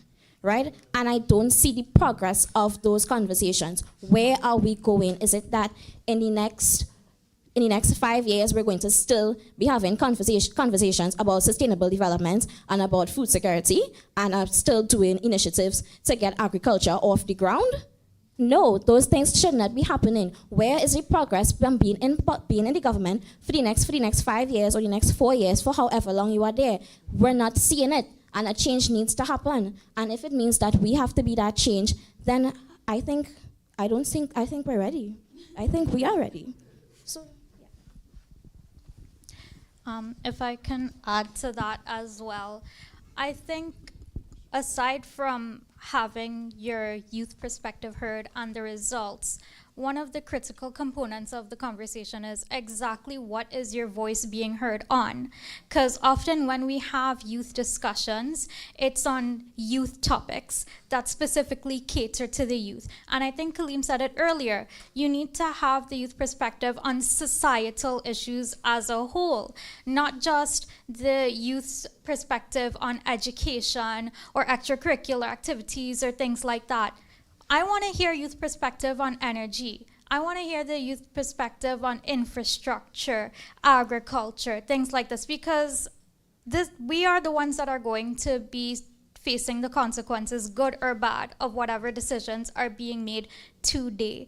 And I think someone said it earlier as well, it's a bit tokenistic when you only want to hear the youth on youth matters. And just one last thing as well, youth empowerment is something that I think is very critical. when it comes to engaging young persons in government and in parliament. And I think that the word empowerment kind of loses its meaning sometimes. Empowerment is not just giving a young person the voice. Empowerment is giving a young person the resources and motivation to be able to come into their own and grow into a person that can actually affect change. Teach them how to make an impact. Teach them what you have to do to be able to get to the place where you can make an impact. Don't just invite them one time and then bye. I really think that that's something that needs to be worked on as well.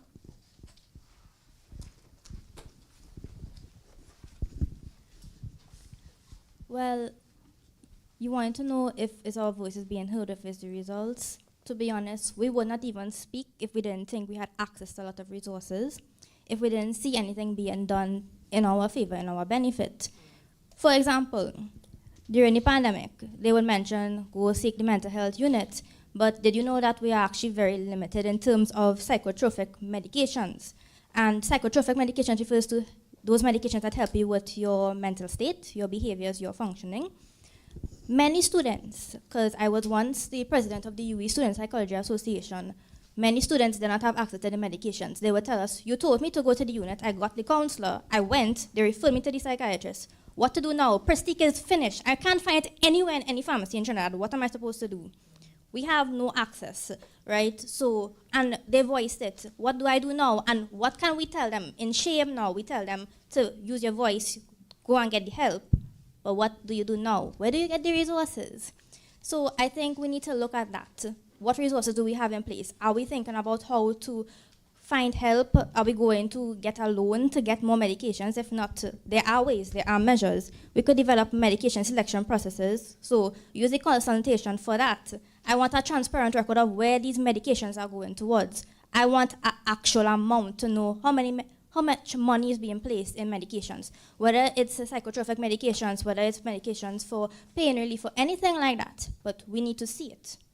So you will not hear us unless we see that this is in place first. So thank you. Good morning once again. Probably the last time you will hear from me. But from my perspective, I believe it's more than just our voices being heard. I can say for myself, sometimes when you speak, you feel as though you're not being heard. That's one.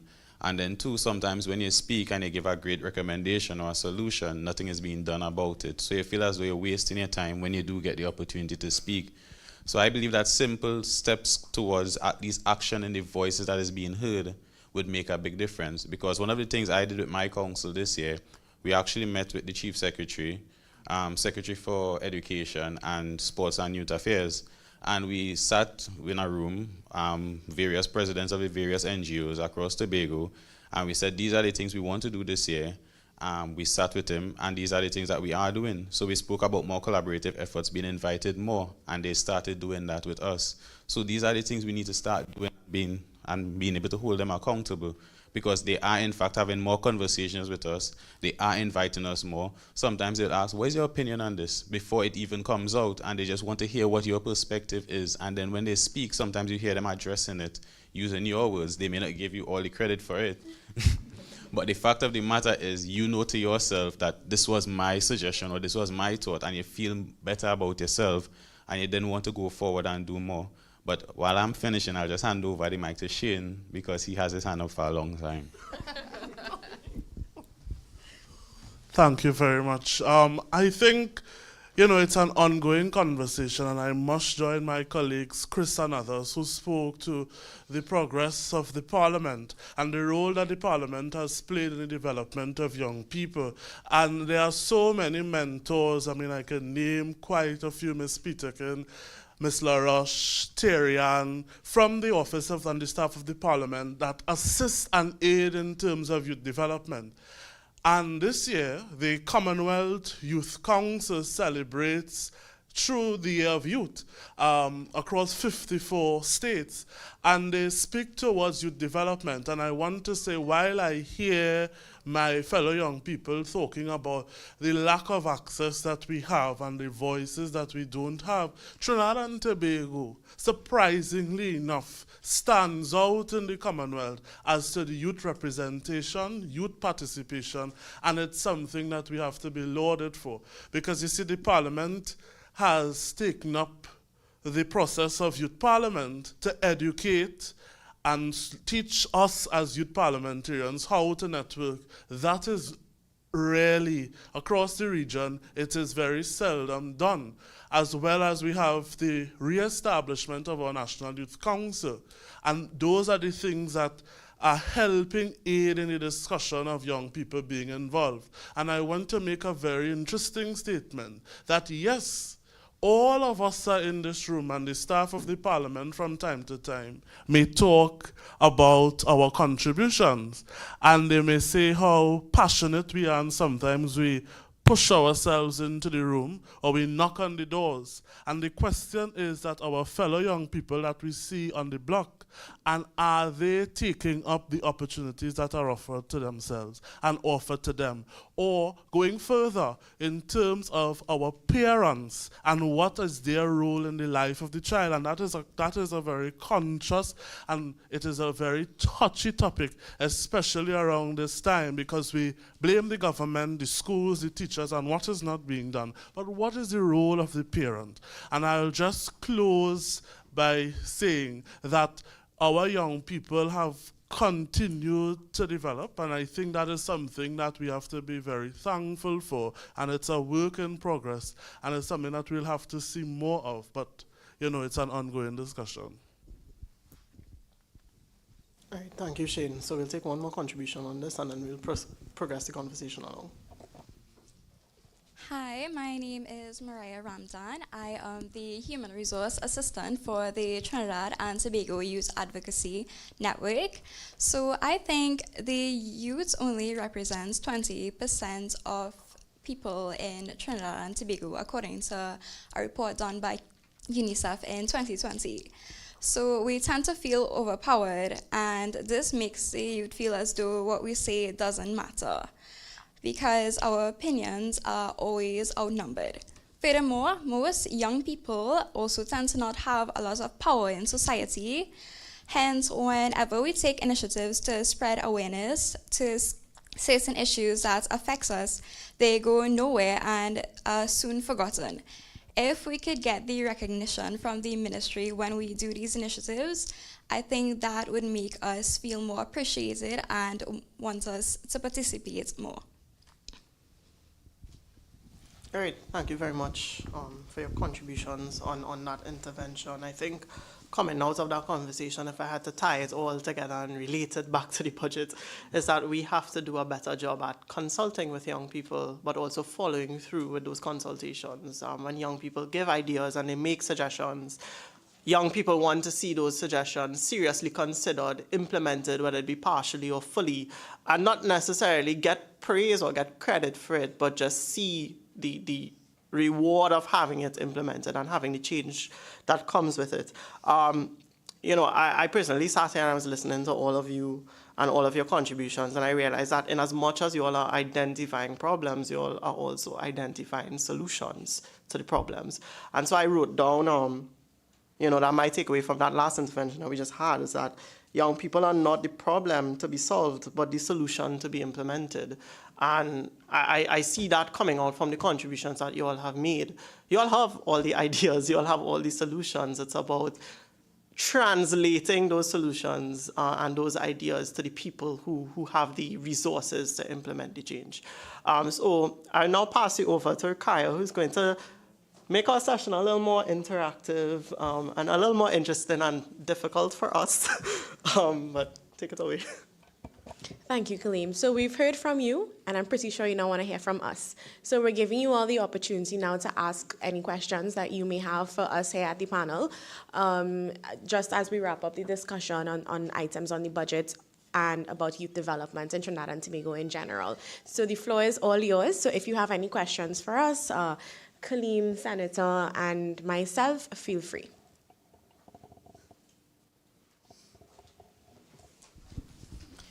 What are your thoughts on the increased pension age? Because I can tell you, for a young professional coming out of COVID, there were a lot of people who may have used up their savings for a down payment of a home, and now some time has gone by, which means that if you've reached a certain age, your rates may be higher, your mortgage payments may be higher, but now you have an extra 5 years.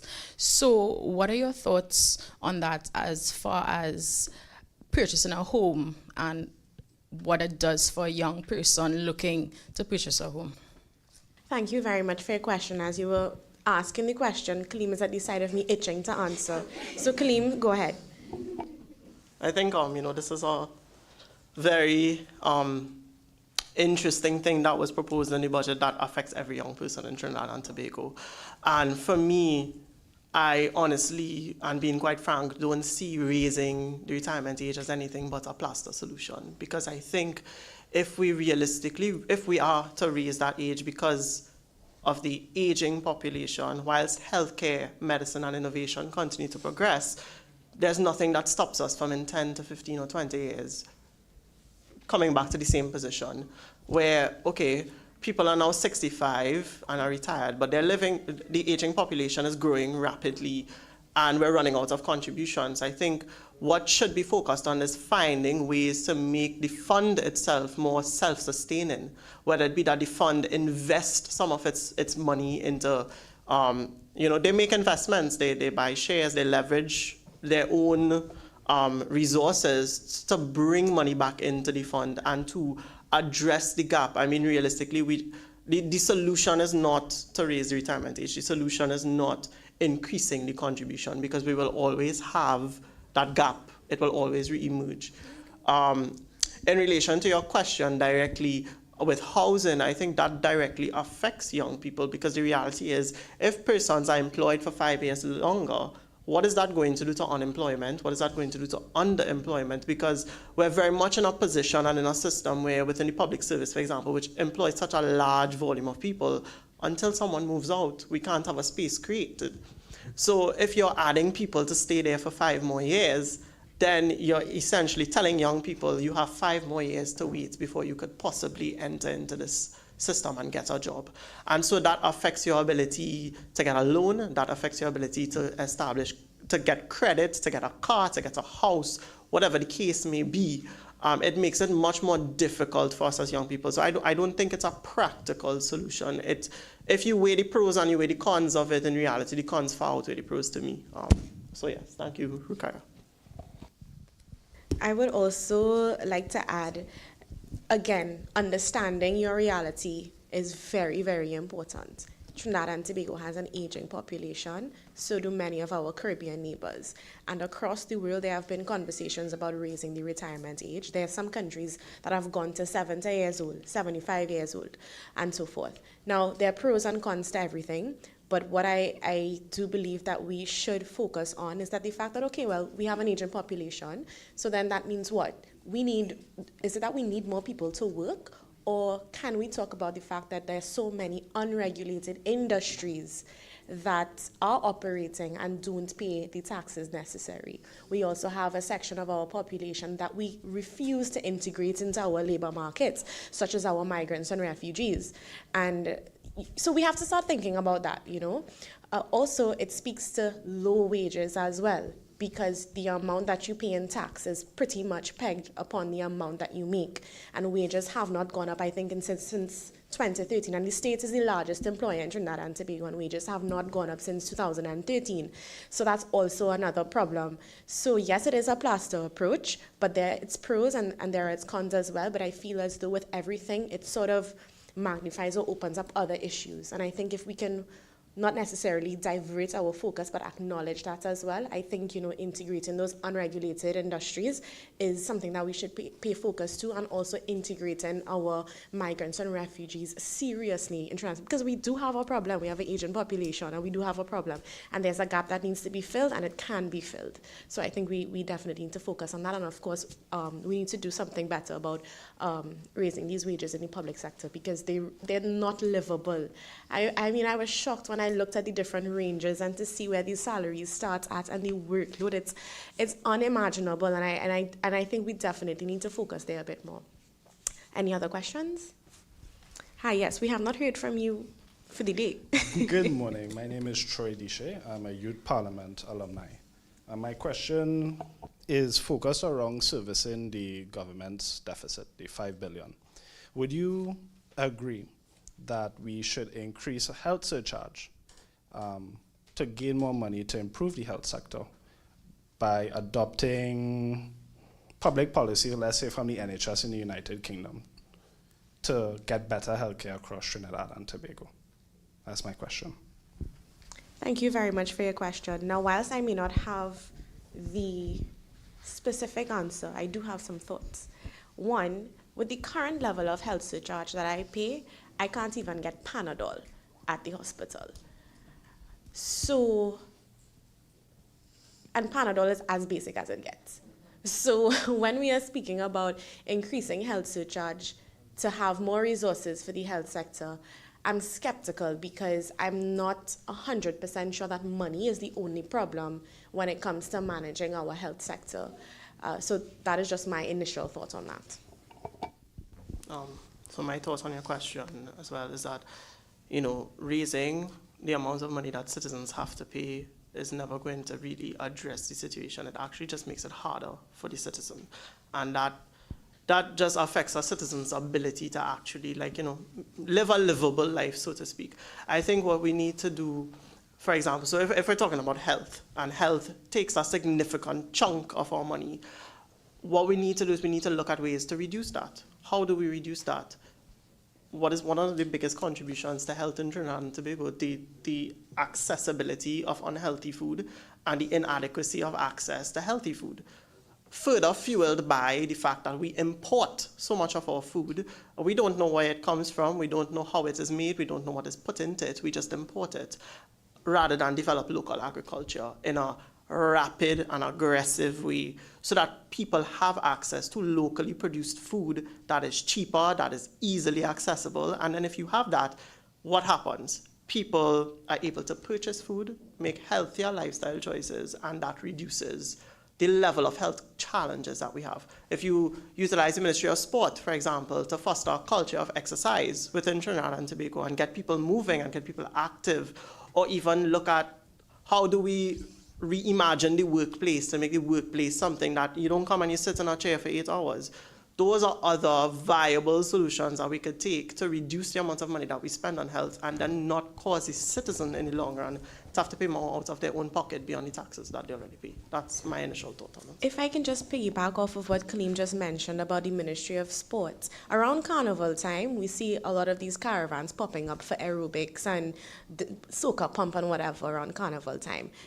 Have you all ever driven by and seen how many people turn up? A lot of people turn up to these things because everybody want to look good on the road, and you should be looking good all year round. So what that is to say is that the ministry there has an opportunity to continue these initiatives year round. You understand? Because one, it's free. Not everybody can afford to go to the gym. Not everybody can afford to get a personal trainer. And, fitness is something that you have to be careful with, because you can injure yourself very badly if you don't know what you're doing. And I think this is a great way to just get more people into, into fitness and exercise by just continuing an initiative such as that all year round. Another question? Hi, good morning again. I would just like to make a comment before I get to my question.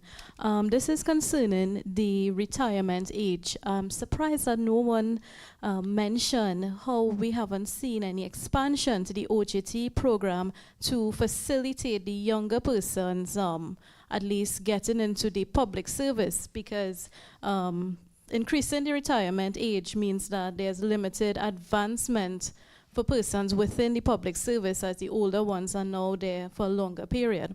Another point regarding that, we are speaking about digital transformation, but are we considering would it be done in an efficient manner with these older persons being within the ministries for a longer period of time? But my question, though, is to Dr. Patisa. What specifically within culture would you like to see expanded, and how do you think it would generate revenue to Trinidad and Tobago? That's a very good question. One that I haven't fleshed out completely, but I think that there's a growing market for experimental work, for instance, that crosses disciplines. So like in the music sector, for instance, there's the opportunity to work with scientists and creatives to develop work that benefits both parties. And that's a growing trend worldwide. So I feel that is one area that could be developed, and maybe strategies of that those disciplines can work together, and then we see how it goes from there. Because the thing about it is that it's also a slow process, but there are avenues that we can start with festivals. There are grants that are available for the development of those kinds of festivals and events. So, yeah.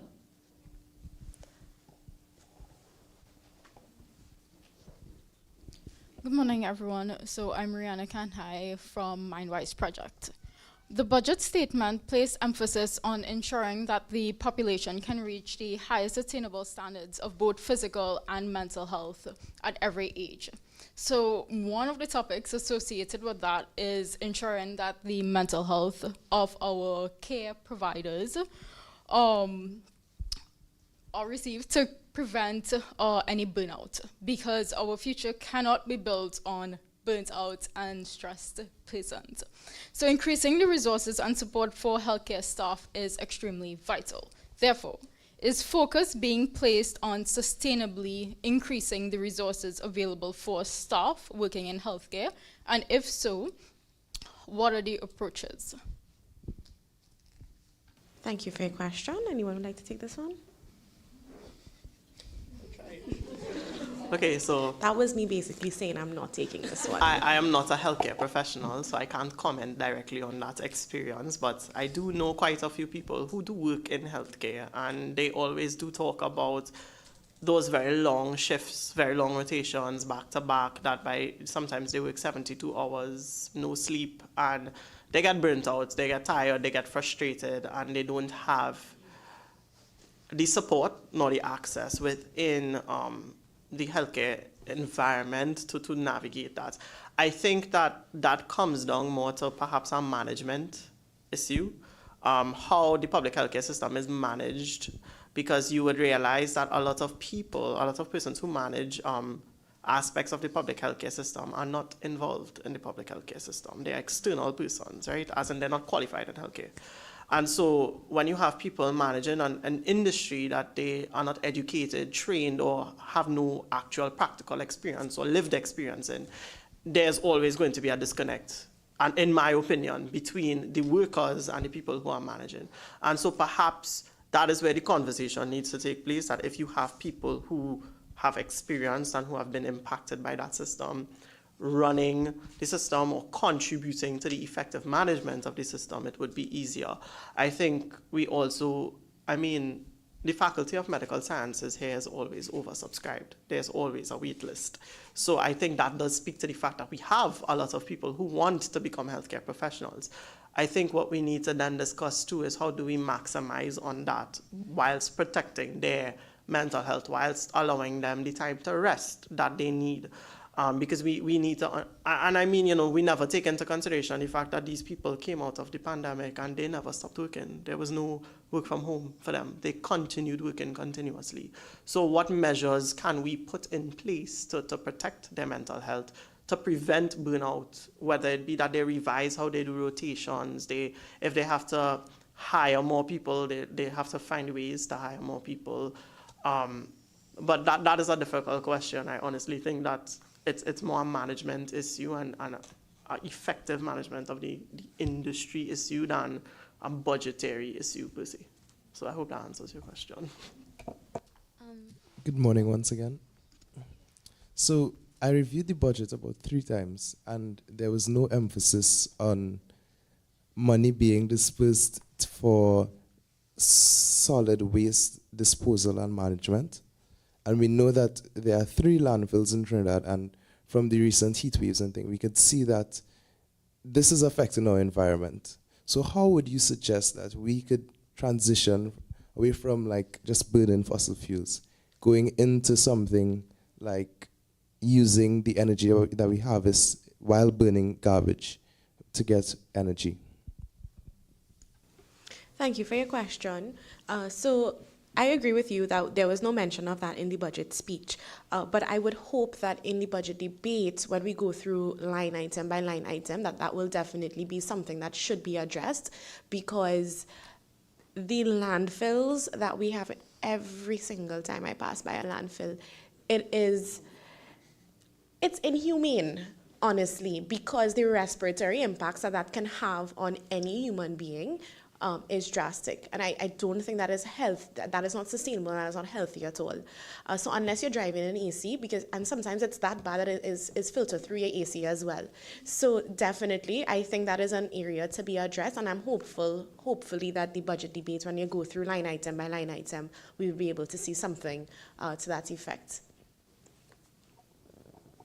Yes, we have another question. I actually have a comment and a question. Sure. So when you brought up the OJT program, when I saw the increase in the retirement age, that was also the first thing that came to my mind. Why are we not instead utilizing our young population that wants employment, is qualified for employment, and is training within these different fields? Because that is the purpose of the OJT program, am I correct? So make young persons, train them, and make them qualified within different ministries, different organizations. So we don't want to place a strain on the program, because then it would close off any other opportunities for more persons coming in to become employed and become trained. So my suggestion, right, it made sense to me, I hope it makes sense to you all, is that instead these different organizations and institutions and ministries that are under the OJT program instead take in percentages gradually of persons to allow them permanent work within their organization, within the ministry, and within their institutions. And that was just my suggestion in regards to that. But with regards to the budget, they spoke of the aging population, but they did not give any solution to facilitate that demographic issue. And for persons that are unaware of how our aging population looks, in sociology, we look at it as an upside down pyramid, like a cone. So it means that your aging population is now your dependent population, and it's your senior citizens, and it's larger. It's your larger side of your population, and the rest of the cone goes down gradually. That is your working population, your children. And we're speaking on reality. The reality is that we can continue to facilitate and open up employment opportunities for our young people, increase the retirement age, but if nobody is making babies, how are we going to get a new working population? Because you said we can encourage immigration as well, and that is some of the approaches that first world countries take. For example, places like New Zealand, Switzerland, when it comes to targeting their aging population, they aim for persons like ourselves here, young women, young men, because we're not just bringing in our work, we're bringing our fertility, right? So, right? And I'm being realistic, I'm being real. That is how we look at it in sociology. So why is it there no initiatives placed to encourage our young persons to now, procreate? That is a great point, but I think when it comes to procreation, I think that is a personal choice first and foremost.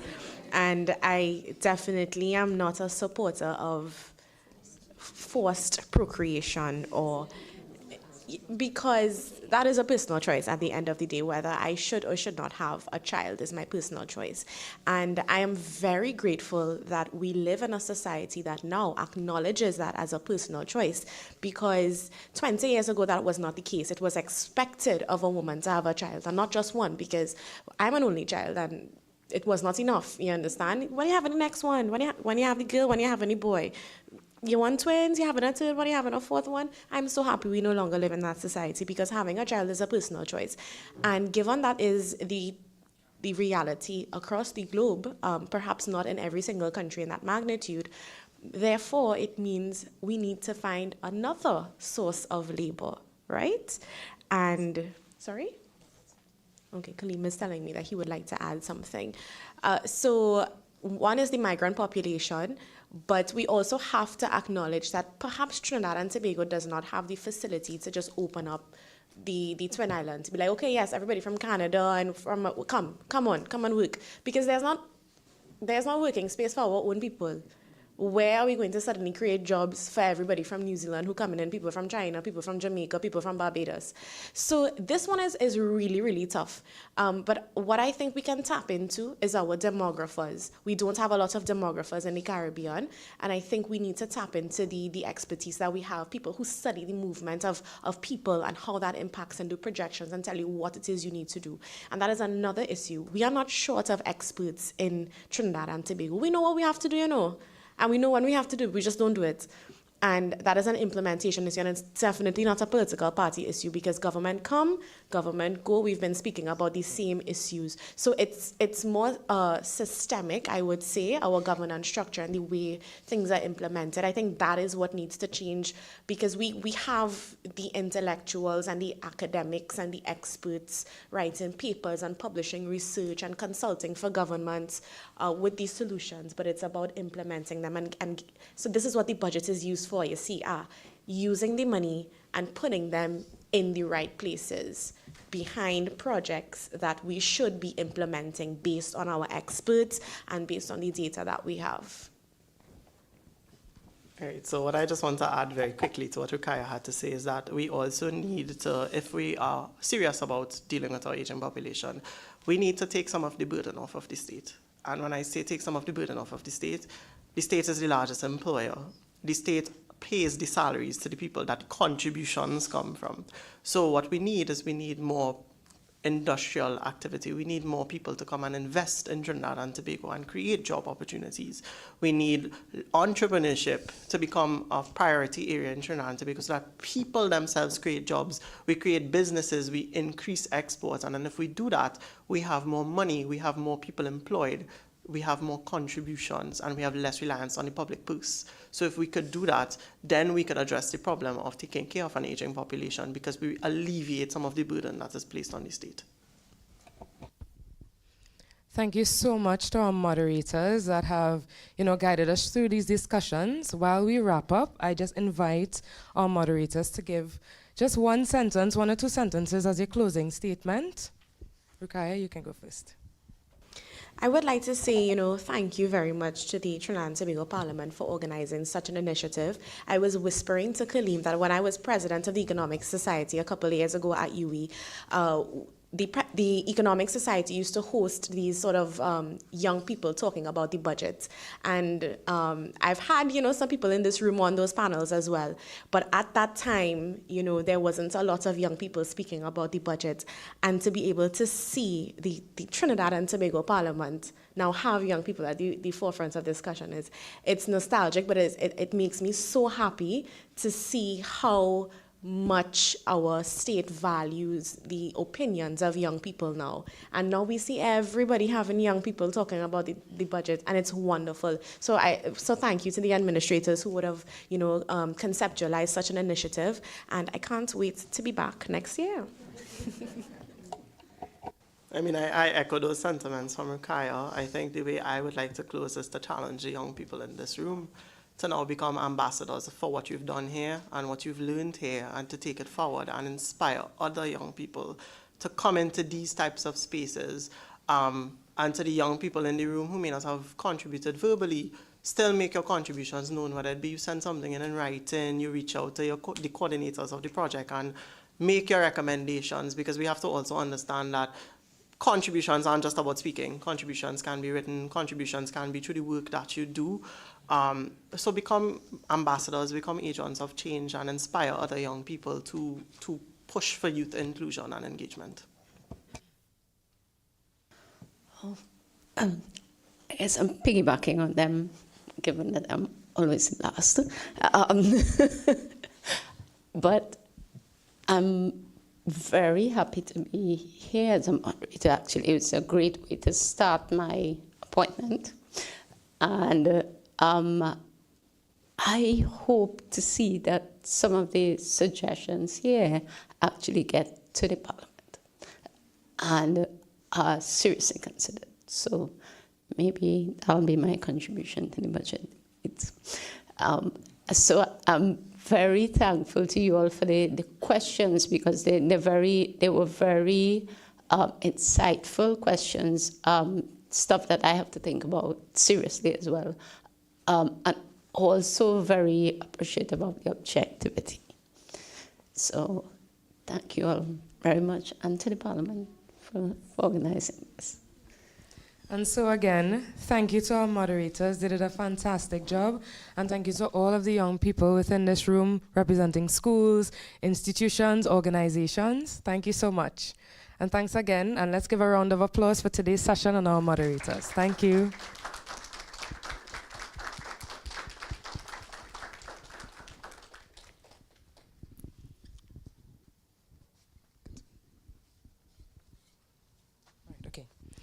All right, so thank you so much.